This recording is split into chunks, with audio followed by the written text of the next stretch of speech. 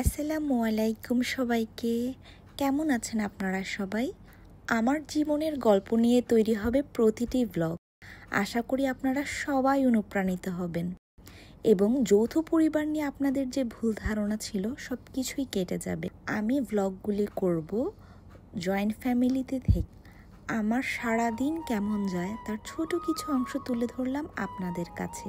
কিভাবে দুই বাচ্চা এবং শ্বশুর শাশুড়ি সহ সবাই মিলে একসাথে আনন্দে মিলেমিশে থাকি, ঝামেলা ঝগড়া ছাড়া। ঠিক যেই রকম বাবার বাড়িতে থাকতাম তার চেয়েও কিন্তু আল্লাহর রহমতে অনেক ভালো আছে আজ। শুধু আজকে না, প্রতিদিন। আর তার চেয়ে বড় কথা হচ্ছে আমি কিন্তু একলা থাকতে একদমই পছন্দ করি না। তো সকাল থেকে কি করলাম সেগুলোই দেখাচ্ছি ভিডিওতে।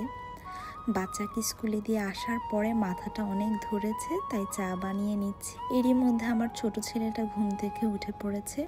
দ্বিতীয় বাচ্চা নেওয়ার পর আমি অনেকটা মানসিক অশান্তিতে ভুগছিলাম, কেননা আমি প্রথম থেকেই ছিলাম চাকরিজীবী এবং আমার সংসারের প্রতিটা জিনিস আমার শাশুড়ি তিনি সব কিছুর সিদ্ধান্ত না আমার উপরে ছেড়ে দিয়েছেন। একমাত্র ওনার কারণে এবং আমার পরিবারের কারণে ওরা আমাকে এতটা বেশি অনুপ্রাণিত করেছে ব্লগিং করার জন্য, কারণ আমার পছন্দের শখ হচ্ছে ছবি এবং ভিডিও করা।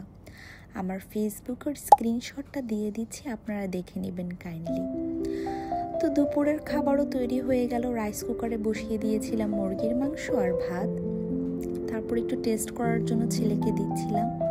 আর আপনারা যারা গৃহিণী তারা তো খুব ভালো করেই জানেন, ঘর সংসার সামাল দিয়ে সব কিছু তোলা, ভিডিও করা, এডিট করা, ভয়েস ওভার দেওয়া মোটেই সহজ কাজ নয়। এখানে কিছু ওয়েফার সংরক্ষণ করে রাখলাম যাতে বাচ্চারা বিস্কিটের মতো খেতে পারে। এখন সবচেয়ে ঝামেলার কাজ আমার মনে হয় ঘর গোছানো। যতই গুছাই, ঘরে বাচ্চা কাচ্চা থাকলে তত বেশি নোংরা হয়। আর তাদের তো মনে হয় ঘর গোছানো থাকলে অ্যালার্জি শুরু হয়, কখন এলোমেলো করবে তা নিয়ে। আমরা কিভাবে সবাই একসাথে এত ভালো আছি তার একমাত্র কারণ হচ্ছে সবাই সবাইকে যতটুকু স্বাধীনতা দেওয়া দরকার ততটুকুই দেয়, কিন্তু একটা বাউন্ডারি সেট করে। আমরাও আমাদের বাচ্চাদেরকে সেভাবেই বড় করছি। একজন পজিটিভ মানুষ থাকা যায় কিভাবে এবং নেগেটিভ জিনিস থেকে কিভাবে সরে আসা যায় নিজের সততা দিয়ে। আর আপনারা যদি বলেন তাহলে কিন্তু আমি আমার পরবর্তী ভিডিওগুলোতে আমার জীবনের কিছু কুৎসিত ঘটনা আপনাদের সাথে শেয়ার করব। আমার জীবনেও এসেছিল টক্সিক নেগেটিভ মানুষ, কিন্তু তা আমার শ্বশুর শাশুড়ি এবং জামাই মিলে এত সুন্দরভাবে হ্যান্ডেল করে রেখেছে, তাদের কাছ থেকে অনেক দূরে সরে রেখেছে আমায়। আমার কিন্তু মাত্র 18 বছর বয়সে বিয়ে হয় এবং এরপর থেকেই আমি আছি আমার এই জয়েন্ট ফ্যামিলিতে। আমাকে আমার শাশুড়ি তার মেয়ের মতো করেই বড় করেছে। তার 2 ছেলে, কোনো মেয়ে নেই। এখানে আমার মেয়ে হোমওয়ার্ক করছে স্কুল থেকে এসে, আর সে কিন্তু আমার চেয়ে বেশি তার দাদুকেই পছন্দ করে। এই পুতুলটাও সে তার দাদুকে গিফট করবে বলে রেডি করছে।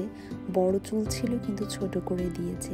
আপনি যদি মন খুলে আপনার পরিবারের মানুষের সাথে কথা বলতে পারেন তার মানে হচ্ছে আপনি দুনিয়ার অনেকগুলো সুখী মানুষের মধ্যে অন্যতম।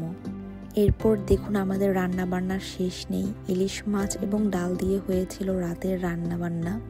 আরেকটা কথা, আপনারা কিন্তু ঝামেলা হলে আপনারা শাশুড়ির মধ্যে আপনারা দুইজনই সলভ করার চেষ্টা করবেন। মাঝখানে কোনো মিডলম্যান আনার প্রয়োজনই নেই। আর রাগের সময় চুপ থাকবেন, কেননা কথা বললেই তখন ঝামেলা বেড়ে যায়। এখানে তৈরি করে নিচ্ছিলাম আমার মেয়ে শ্বশুর শাশুড়ির জন্য ব্রেড দিয়ে সন্ধ্যার একটি অসাধারণ নাস্তা। সবচেয়ে বড় কথা, আমরা দুই পক্ষই বুঝি যে আমরা মানুষ, মেশিন না। সবারই সব ধরনের চাহিদা থাকতে পারে, তাই নিজেদেরকে স্পেস দেই অনেক বেশি। এরপর দেখুন কারবার। আমার শাশুড়ি দেশে থেকে নিয়ে এসেছিল নারকেল। তো ভাবলাম বৃষ্টি হচ্ছে বাইরে, কেন আমরা পিঠা বানাবো না। সবাই মিলে বসে পড়লাম পিঠা বানাতে। বাসার সবাই মিলে পিঠা বানালে যে কত গল্প হয়, মজা হয়। দেখুন আমার মেয়ে পর্যন্ত ভাজাভাজি আমাদেরটা সেই জয়েন্ট ফ্যামিলি যেখানে আমার ভাগ্য হয়েছে ভাই ভাইয়ের হক মেরে খায় না। এখানে রান্না করছিলাম, ওখানে আমার ছেলে সব কিছু তছনছ করে দিল। এতটুকু পানি খেয়েছে, ডাক্তার বলেছে পুরাটা কমপ্লিট করতে। বৃষ্টি তখনও শেষ হয়নি, বিকেল হয়ে গেছিল। এখন রাত। ব্লগটা শেষ করলাম। আল্লাহ হাফেজ। আর অবশ্যই চ্যানেলটি সাবস্ক্রাইব করে পাশে থাকবেন। কেমন লেগেছে জানাবেন।